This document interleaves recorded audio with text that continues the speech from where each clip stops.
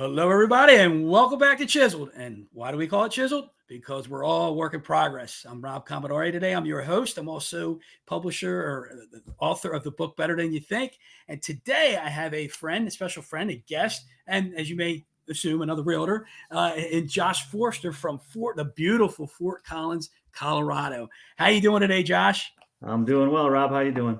Good, good. And one thing I failed to mention there, fellow author Josh Yes. Forster, right? Part So of the Josh, club. yes, I joined his club years ago. So I know Josh through this real estate community we're all part of, and many of you've heard. Josh has been in the real estate business for 18 years. 18 years. He's done very well. He has his own company, and he's been married for it'll be 17 years 20 years next year. Yep. So he's coming up on his 20-year anniversary. He's 3 kids, a 15-year-old daughter, 13, 11-year-old son. So, Josh, welcome to the show again. Appreciate you having me, Rob. My pleasure. My pleasure. So I want to start out real quick, Josh, with the idea of the book, Discovering Why. Okay. A lot of people go through life and they go through what we call on autopilot and really don't know what they want to do or don't know what they're called to do. And you wrote a book, Discovering Why. And I'm going to ask you the first question. Why did you write the book? That very reason, my wife and I discovered our why, and then learned about all the people that have no idea, why they're here, what their purpose is. And I'll tell you the long version of it. So, we're in a service industry, right? We like helping people. And so in May, it was May 4th, 2012, we learned about an organization that was working to battle the human trafficking of children. And so it was at a dinner party thing, one of those educational, charity dinner party things. And on the way home, just felt shocked and, sheltered, living in Northern Colorado, beautiful place. Not that we don't have our issues, but you just don't, it's not in your face, right? And so we decided that we were going to support that organization in whatever way we could. And so that it quickly kind of became part and parcel to everything that we do, right? Our kids know about it. They help us out with, fundraising and awareness. It's a Christian organization, so it involves our faith. We tie it into the business, obviously with finances, it's charity. So it really became, the motivating factor for almost everything we do. And, we both have a business coach, Rob, and mine is an incredible connector.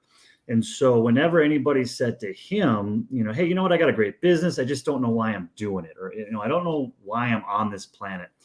He would have him reach out to me. He's like, oh, Josh and his wife have a great purpose. Give him a call. He'll tell you all about it. And so I'd have these conversations. And, people would be like, wow, that's an amazing story. You're, helping get kids out of human trafficking. That's great.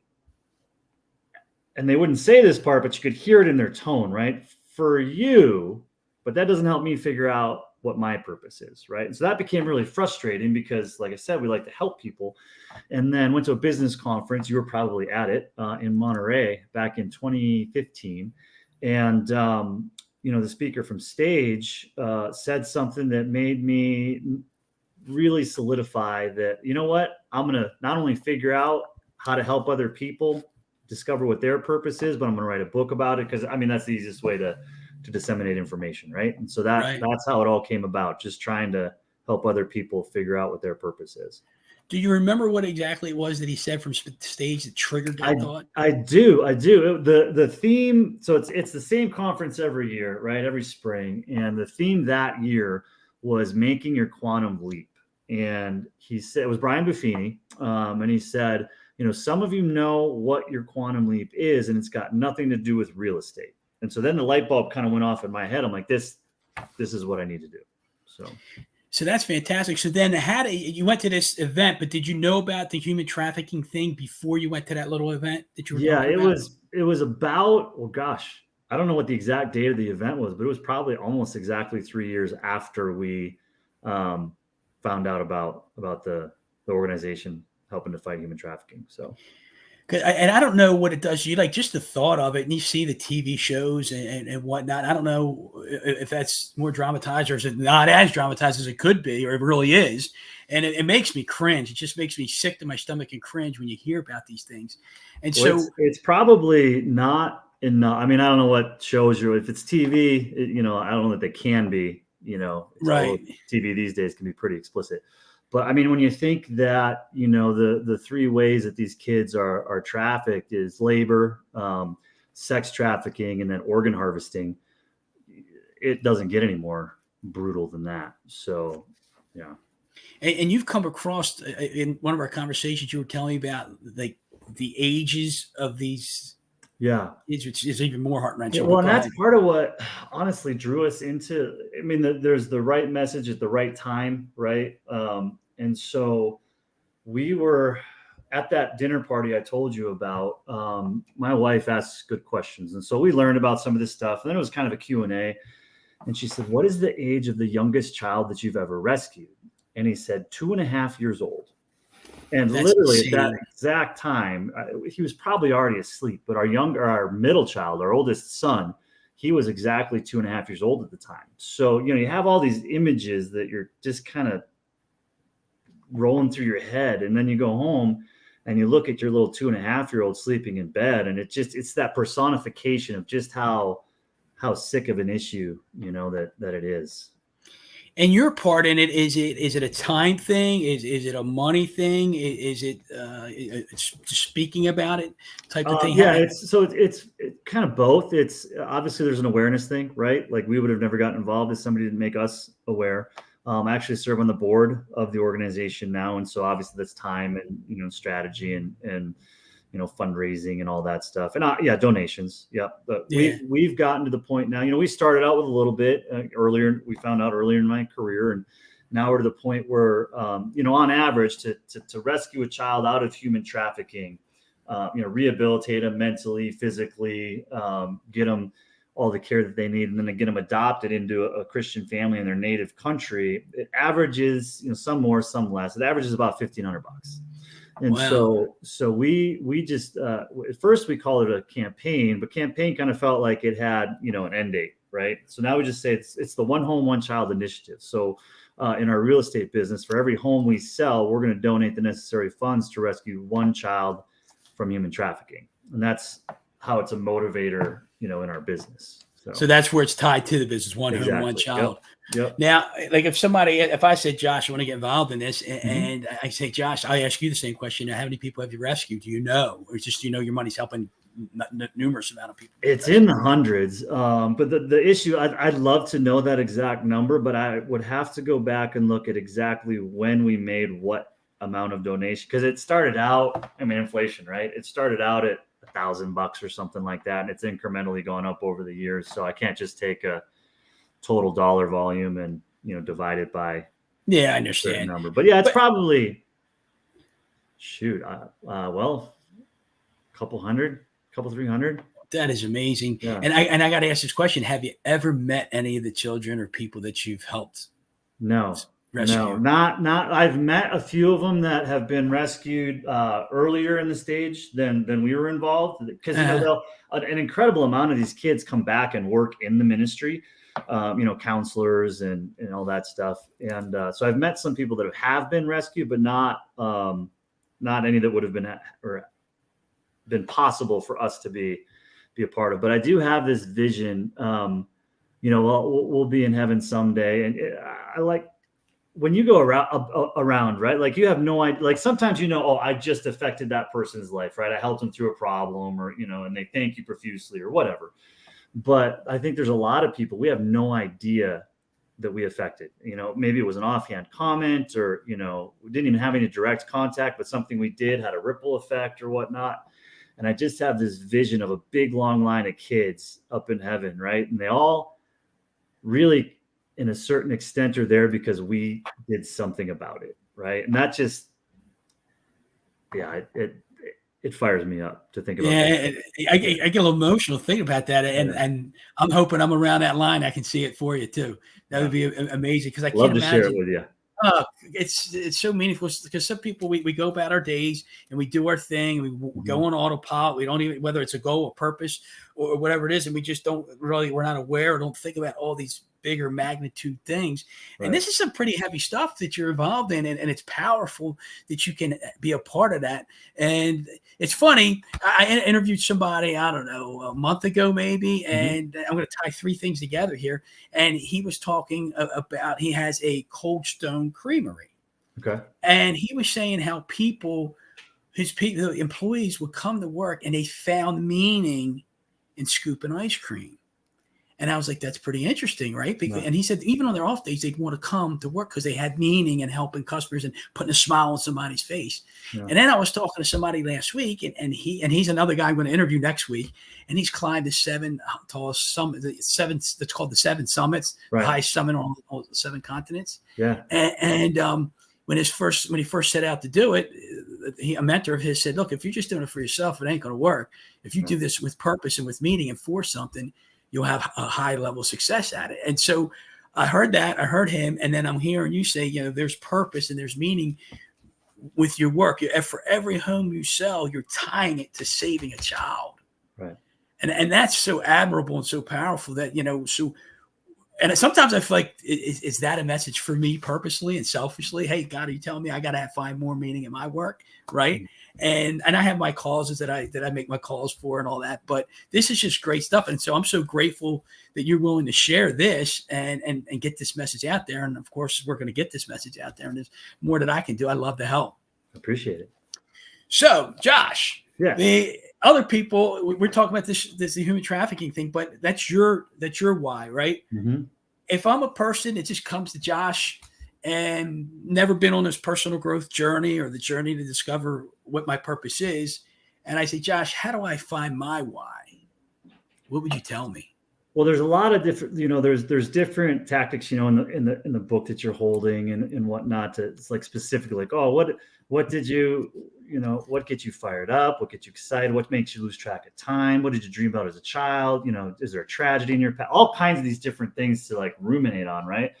But generically, it's the first thing I would say is you got to create margin and get rid of distraction. And I'm not saying all day or all week or all month or all year, but create some space.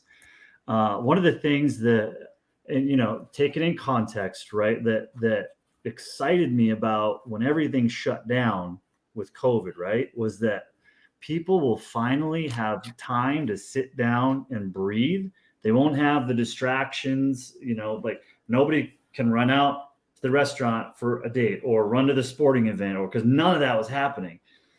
And then after a few months, of course, it turns out, no, we're like addicted to distracting ourselves, right? And some of it's, you can't do any. My kids wake up in the morning. I got to help them get ready for school. I got work, right? I got to pick them up from school. Then they're in sports and stuff. And then it's dinner with the family. By the time you even have time to think about something, they're asleep and it's 9:30 at night and you're exhausted, right? So you just, let's watch a show and go to bed. I'm tired. And so when all that kind of went away with COVID, we just went to binging Tiger King or make Cobra Kai funny meme about toilet paper but we didn't really, and maybe there was some benefit, like, oh, we sat down and played a board game with our family, or, we had more connection maybe with those closest to us, but that doesn't mean we really took the time to contemplate things, right? So the number one thing is just, if you're driving around, turn the radio off, think, right? You don't always have to have a podcast. As great as podcasts are, as great as music is, you don't always have to have something blasting through your earbuds, right? Like, just take time to, if something upsets you, think about, okay, what is it actually that upsets me about that? Like, is there some greater meaning? Like, okay, well, yeah, the guy called me whatever name, but what is it like? Why did that elicit such a response from me, right? Just really thinking about the reasons behind why you are the way you are and why you do what you do. So it's some self-digging, if you will. Yeah, it's introspection, right? Yeah. It's looking deep inside and really, I think maybe a great way to start. My wife and I just did, you and I are very familiar with the heritage profile, right? I think it's called Real Strengths now, right? It's an in-depth analysis of who you are as a person, how you will react in certain situations. And My wife and I had never done, she had done the Enneagram test before, hadn't done it in a long time. So we both did it together, right? It's like, oh, let's learn how we are and how we match up. And it's kind of learning about yourself, right? Like you're not going to be super shocked by what you find out. But if you find out that you're, I don't know, a 2 in an Enneagram, you're like, and you read through the little description, you're like, oh, that's why I do what I do, or I react like I react, because I'm wired that way, right? So it's kind of that self-discovery process, but you can only do it through intentional, reflection and introspection. So in the new guy coming to you say how to discover my why, that you said margin and just create margin and get rid of distraction. And one thing you said was create space. That's the margin piece. Okay. Ride down the road, turn the radio off. Yeah. What else can I do? Is there a model? Is there a system? Is there a formula to discovering that why? So I think the first, everybody can create some kind of time. Is it, okay, watch one episode of your favorite show tonight, not 4. Okay. Or wake up 30 minutes earlier, right? Like you can do it in increments, right? Start with 5 minutes earlier or whatnot. Or you know what? Maybe don't go out to lunch with all your buddies at work one day a week. Sit in your office, make a sandwich and take that hour, 30 minutes or whatever. There's a lot of different ways to create that space, right? But I think that a great place to start with what to think about when you're doing that is, okay, what am I doing because I've always done it, right? And what am I doing because I enjoy it? I don't want to get rid of it. This, making your life into something you want a lot of times. I don't know who quoted this, but or whose quote this is, but I'm sure you've heard it. Sometimes figuring out what you want starts with getting rid of what you don't want. And that's like the distraction. Get rid of that distraction. The don't want stuff is distracting you, correct? But you got to think about what you don't want. We all, I'm still probably doing things. That's the nice thing about when you're in the business world, right? You get to the end of the year, you take a look back, and it's like that constant adding and purging and adding and what worked, what didn't, evaluate if it's worth it, get rid of it if it's not. So I guess profound in a sense of like we're all on somewhat of a leadership journey to some degree, right? And we all think that the leader has to be this perfect model of something, but we see these great leaders, but what we don't see is what failures they went through to discover how to be better leaders. So it's being willing to fail at those things to get better. Some of these people weren't leaders of me but I've been in meetings or whatever, and when somebody said there might be 12 people in a meeting, right? Talking about whatever business and somebody will say like an acronym or cite some kind of report or something. I'm like, man, I don't know what that is. I need to Google that or look that up and figure out what they're talking about, because I don't want to say like, I don't know something, right? And then somebody that, I respect will say, hey, I'm sorry, I don't know what that means. Can you fill me in on that? And so not only do they have the cojones, right, to just speak up and they put their ego aside, but, I end up respecting them more because they're just on this journey, right? And they're not afraid to let everybody see that they're on a journey just like everybody else. And sure, they might know more than you, but they don't know everything. So they're willing to be vulnerable and willing to come from curiosity too, correct? Well, it's like Pat Lencioni just said at the conference we were at together about a month ago. It's like vulnerability is the key to intimacy and communication and all of that. Yeah. So now we're in that space. We're contemplating something now. Did it come to you? Like you told your story. Does it come to you like I should have had a V8 or does it is it something that gradual? And my guess is it's different for everybody, but what do you see? For everybody. Mine was, luckily enough, it was kind of an unintentional preparation. Okay. Right. So I knew growing up that I was, when you're a younger guy, it sometimes doesn't manifest itself in the most healthy ways, right? But I would get really upset, like the whole bully thing, right? Like I would get really upset when other people were taking advantage of somebody else, especially somebody that, whether it was small or timid or whatever, somebody that really couldn't stick up for themselves for whatever reason, right? So I would always say, or like if I saw somebody, get cut off on the interstate, like it wasn't even me. Like I'd get mad. I'd want to go cut that guy off, right, to get back at the other guy. Like I call myself the Robin Hood of the roadways, and my wife would just roll her eyes at me. Vigilante. Right. So I was always in that kind of mentality of, I wasn't a big fighter or anything, but I just would want to stick up for people that couldn't stick up for themselves. Right. Yeah. And so when we went to that dinner, it was, if you think about one of the most vulnerable forms or people in our population, right? It's kids, little kids. But typically a kid, will have a parent or two parents, right, that stick up for them, that fight for them, right? But in a lot of these cases, so like Life for the Innocent, the organization that we're involved with, lifefortheinnocent.org, all written out if you want to check it out. Their primary focus is the human trafficking of children in South Asia. Okay.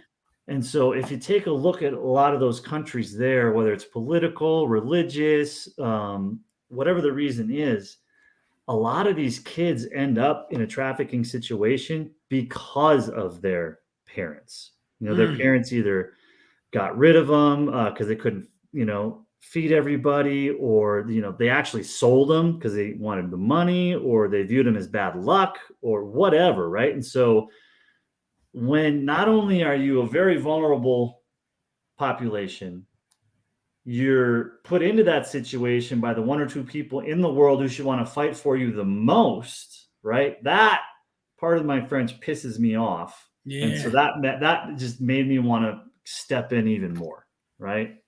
Because they couldn't do anything about it themselves. These are some of the worst people on the planet. You can't ask a 5-year-old to put up any kind of defense. Or most of the younger ages, and I know we're going back to that, like is it a greater percentage in this younger age, or is there a certain? Most of the average is 7 to 9 years old. There's older, there's younger, of course, and a lot of it depends too on, okay, well, what form of human trafficking is it, right? Organ harvesting, all over the board. Labor tends to be, obviously you can't get a 2.5-year-old to, make bricks or whatever. Right. So, yeah.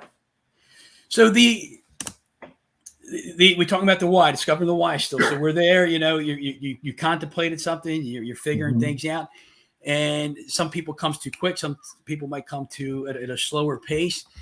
When it comes to you, is there a feeling, a knowing, like, aha, that's it?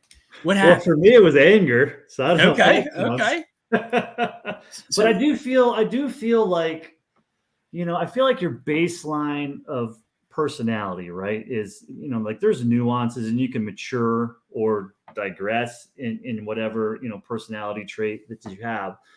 But, at a certain point, we're more or less kind of set, right? But there's something that comes along, and I think you just kind of get that feeling because who you are. By the time you're really thinking of this, although, it tends to be the younger people are thinking about it younger now. When I was in college, I was thinking about playing baseball and, chasing girls, right? I wasn't thinking about purpose. Now it seems like every, millennial and younger wants the kumbaya, purpose-driven moment from the time they're 12. But I think it takes a certain amount of life, right? Because until your mid-20s, you really know who you are and what makes you tick, or are you doing it, because your buddies are, or the girl that's cute is, or, whatever.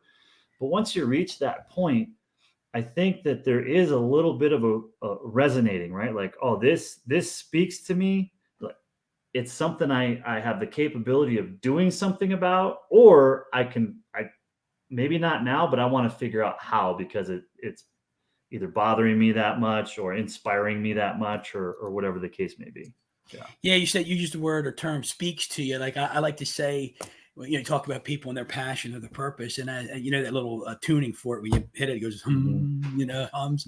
And when you get that feeling, when it's something you're doing, whether it's what you're doing, whether it's playing ball, whether it's singing, whether it's dancing, whether it's writing or speaking, whatever the case is, when you feel that energy, and I think that's what I share with people or encourage people to be aware of, is feel the energy behind what you're doing when you're doing it. And if there's an energy there that really lights you up, then it's something, or angers you in your case, right? But if there's because it's still energy, right? It's still Right. energy. Right. And if there's an Right. energy behind it, then what do you do with that energy? And it's like, okay, something's talking to me here. Let me listen in a little more. Let me contemplate it a little more. Would you agree with that?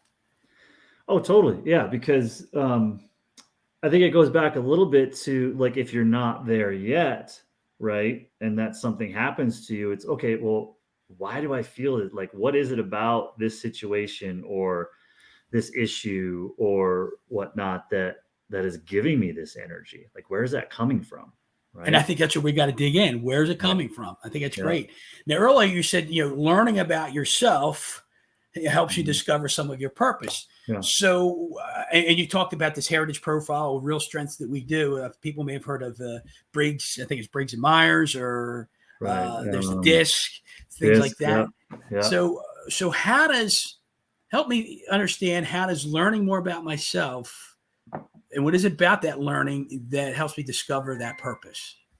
Well, I think anytime you truly know who you are as a person, right? Not only can you identify what resonates with you better, like we've been talking about, right? But you can also then, so like, if I don't like nuclear weapons, okay, not a whole lot I can do about that, right? I can do one little thing, call it a big thing. Every couple of years, we got an election coming up, right? But as far as my daily life, unless I'm willing to become a lobbyist and move to DC, or there's not a whole lot I can do about that. So I think it's also lining up, might be a poor example, but okay, here's how I'm wired. So now I've learned about this thing that gives me this energy, right? Happy, mad, sad, whatever. But it also lines like, here's something that I'm gifted at or I'm wired to do that I can actually do something about. Who is it that talks about, you can have control? Do you have control over it? Do you have influence? Like the spheres, right? And when those overlap, that's when you can really pour gas on the fire. Oh, yeah. Because it's funny you mentioned the control and influence. We just did a little team exercise. Okay. Director Rob brought it up last week, and we did a little exercise about CIA. And it's not the CIA, Secret Service kind of thing. Right. Can you control it? Can you have influence over it? Or do you just have to accept it for what it is? Right. So what can you control and what can you have influence over? So Josh, I got to ask you this question. So we talked a little earlier, and you wrote this book. And by the way, I've read it, and it's a really, really good book. I loved reading it. And Josh is a great speaker too, by the way, because he's been out and he's spoken in front of people about the same stuff. So, Josh, what I asked you earlier, and I said I'm going to hold this one for the podcast. So, have you read your own book since it's been published and printed? I've read it one time. I was actually in a book club, and they picked the book to read. So I'm like, well, I better reread this to make sure I remember exactly what I said. So, yeah, one time. And that was early on. Early on, we're very early on, yeah. Now, was there an insecurity when you picked it up? No, because I'd had enough, my inner circle read it. And, like you said, like I read it, it was good. It really spoke to me, whatever they might have said. So, no, but I did find a typo, unfortunately. So, the perfectionist that we are, right? Yep. Page 74, about 3/4 of the way down. Wait a minute. Is it page 74? 2 words with no space. So I'm gonna look it up. Just for the fun of it, Josh. We'll look it up. 3/4 of the way down. Hopefully I got the page right then. I don't know. I'm not going to dig too much into it, but I will look it up. I'm on page 74 right here. Anyway, okay. So now, have you thought about picking it up since? A lot. And? Yep. I can't. Because I know that if I pick it up now, so that book was written, took a while to write, but it was finished in August of 2018. Okay. No, 2017. I'm sorry. And so then obviously, things kind of shut down for a couple of years. We learned a lot about ourselves, the country, the world. And when you're out speaking and, talking about a topic, you learn a lot about it. Like it's not a static concept, right?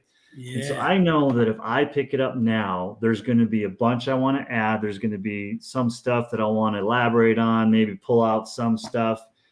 And if I start that, it's such a ball of wax and I know what it's like to get there. And if I'm going to redo that And then the natural then is to, the re-release, and there's social media and speaking. And it's not something I want to go down that road just yet. It's in the future for sure, but not at this point. So am I hearing there could either be a second edition of this book, or is there another book on the horizon at some point in time? Both and. That's what we like to talk about all the time. Yep. So Josh, you've been chiseling away at this thing called life for a long time, right? Yep. How old are you? 45. 45. So you've been chiseling away at this thing called life for 45 years. You really probably didn't realize it for the first 10 or whatever the case may be, right? Yeah. But how much more chiseling is there to go in Josh Forster? Oh man, have I even been started chiseling yet? I think you and I have a good friend named Mike Gandolfo, and I don't know if he quoted somebody else or if this was him, but I was sitting we were at a conference together in Omaha, and he was leading a little breakout session, and he said, do you know why people that are achievers and strive to be better always feel like they're failing? It's because they have this vision of what they're capable of, and they will never actually get there.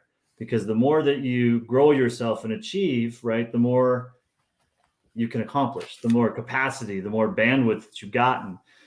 And that really helps me out, because I constantly feel, right, like there's way more that I don't know than I do, way more to work on than it's already done. So what drives you to keep doing it? Because that's a powerful statement. And I think about that, Josh. Mm-hmm. I think about it often, because I heard it was, I guess, on an Ed Milet podcast. And maybe Ed Milet said it himself. He said, would it be a shame to go to heaven and have God show you the guy you were capable of being and never were?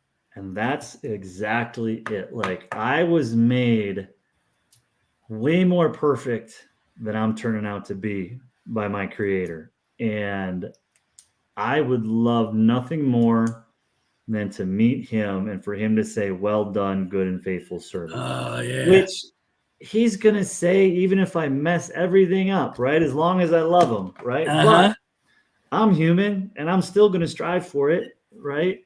But I think it's, it's kind of like, I was never in the military, right? Respect the hell out of those guys. But you hear the survivor's guilt sometimes that they have coming back from a tour or a war, and they want to live their best life because of the guy that they know who didn't get to come back, right? And yeah. I think it's a little bit of that kind of thing. It's like, if I have the skill set that God has given me, I owe it not only to myself, to him, but to other people, right? Because we're better together when we're all leaning into our gifts to do the best that I possibly can to bring those out of myself and to share them with others. So is it a constant striving to be better, be better, or is there time to take a break and say to yourself, well done, Josh? Say, when you said, is it a constant striving? I'm like, Rob, sometimes I like to sleep in and watch movies all day. So, but I think it's that whole, and as more studies are being done, right, on productivity, a lot of is it more productive to be in the office or work from home or a combination? Like, there's all these productivity studies, and by far and away, I don't have specific numbers, right? But the guy that works 80 hours a week or 100 hours a week nonstop is far less productive than the guy at 40 who's taking breaks and has a great home life and comes back refreshed, right? Yeah. So there's definitely the rest run cycle, which that's me. I'm not I'm going to wake up at the same time and I'm going to do 10 of these and 5 of these at 12. Like, I'm a free spirit, right? Like, I go hard, like we like to go see our clients, right? There'll be 2 months. I mean, you'll see some random, right? You might have a coffee or lunch or whatever. 2 months where I don't see anybody. But then, by gosh, the third month, it's 150. I just crank through it and then pull back. Yeah. I need it.